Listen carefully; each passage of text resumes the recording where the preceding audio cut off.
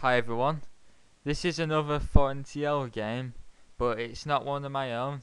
It is a game played by Daniel Abbas of 3Cs, who is graded on the 2010 list 132 ECF, and his age was just 10, which is pretty impressive, and he might be the future of 3Cs the way he is going. And his opponent I think is also very young, and is graded 121 ECF, called Hector Huser. This match was board 6, which I usually played board 6, but I was dropped because we had 7 players, and my previous game was the Hilton Gambit game. If you want to check out the game I played in that round, it was the game against Paul Bridges. This game was 3Cs2 versus Kent Junior Chess Association Knights. And enjoy the game. Daniel was white and kicked off with e4. He's also a very dynamic player, so look forward to some good hack attacks by him. e6, d4, d5, knight d2, the Tarrasch, which is anti-winnower. c5, which is the IQP variation, although it only becomes an IQP variation if black takes with the e-pawn, which is what happened, because black can of course take with the queen. So this is a bit like the Tarrasch defense, where black is going to accept an isolated queen's pawn in return for some active piece play and some attacking chances, although it doesn't end up becoming an IQP. Knight gf3, knight f6, c3, adding more protection to d4 so white can capture with a pawn if necessary. h6, preventing any possible pins. Bishop d3, knight c6, and now c4. After white castles. So black's not going to get an IQP now, and he's probably going to be attacking on the queen side, whereas white will attack on the king side, because you attack the way which the pawns are facing. If c takes d4, then knight takes, pawn takes, bishop e7, and white probably has a slight advantage here, although it's nothing special. The e5 square though will be good for a white knight. Rook e1 check. Bishop e7, bishop c2, castles, knight f1. That's the manoeuvre plan. There's a weakness created by h6, and white can manoeuvre a knight to f5 to take advantage of it. If b3 to try and challenge the c4 points, then b5 and knight e5 is quite good for white. But there is also c takes b3 takes queen c7, and black has got a good game. Knight f1, good move. Bishop d6, putting the bishop on the more active square and taking out the firing line of white's rook, so black can maybe challenge the e-file with rook e8. Knight g3, continuing the manoeuvre. Queen c7, bishop e3, bishop g4, and now Daniel goes wrong with h3, because now black takes it, and Daniel decides not to actually take back. Let's have a look at what happens if he took back. But well, he doesn't take back, and now black's going to just be up a pawn for nothing. See, takes, bishop takes, pawn takes, queen takes, king h1, rook fe8, queen e2, check, knight h2, and rook e6. With the other rook coming to the e-file, and black has 3 pawns for the piece. But white's got a dangerous bishop pair as compensation. But black's got strong attacking chances, and the position is very dynamic. But I think white should have accepted the sack, because this is defendable. But in the game, white was just a pawn down for nothing. Knight f5, bishop takes.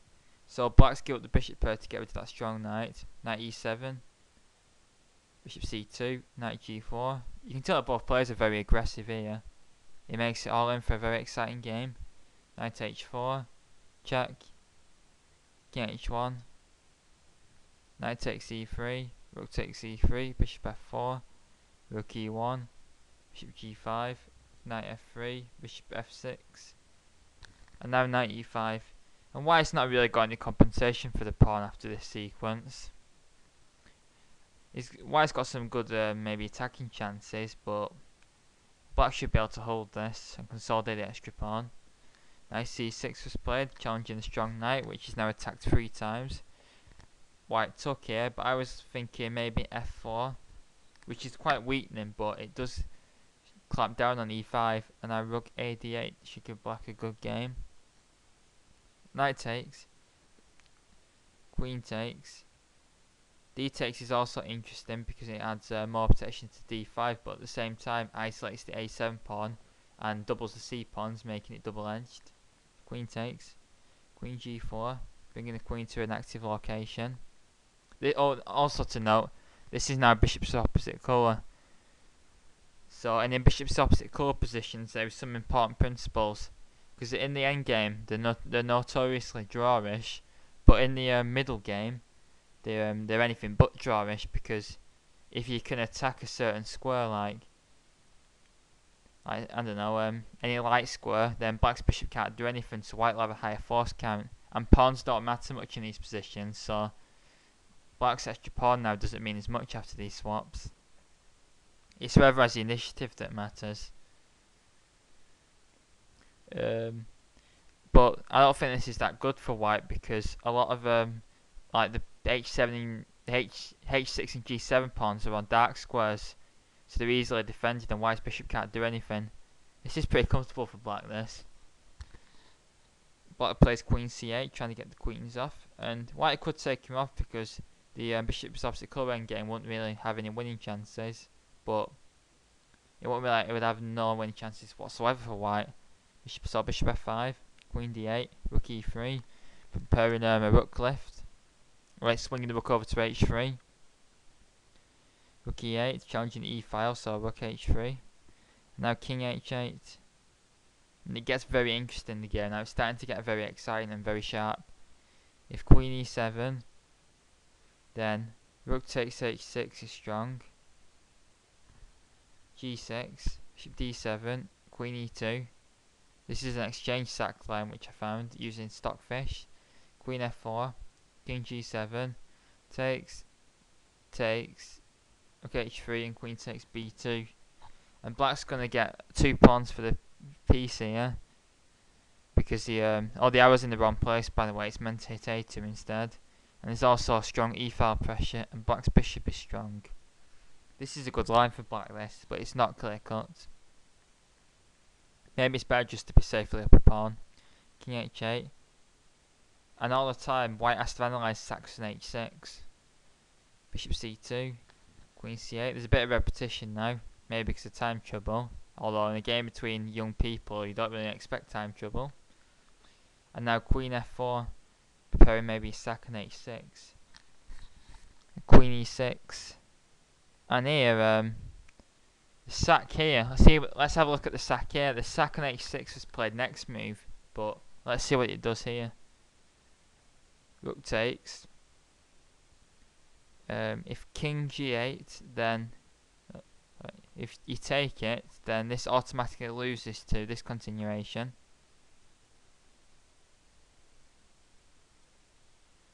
If king g8, which is the critical line, then check. King f8, bishop f5, now g5, takes, and now the dust has settled, and white is a clear pawn up now all of a sudden with more active pieces. Black's pawn structure is crippled with a double f pawns, and white should win this. So the sack at this point was actually very strong, and after bishop f5, queen e2, the sack with the black queen on e2 isn't as strong. However, it's still pretty strong.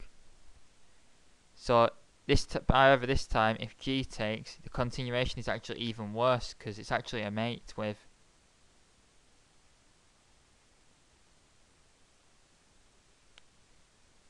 That's an important pattern to remember, by the way. So king g8 is the critical test. Now rook h3 was played, just moving the rook back and being content with winning the pawn, the pawn back. If bishop h7 check, then king f8, queen d6, and bishop e7 ends the attack, but then black's d5 pawn falls. No, it doesn't actually, because the rook's on 3, sorry. And this looks like trouble for white. So rook h3, and now black greedily takes the b2 pawn.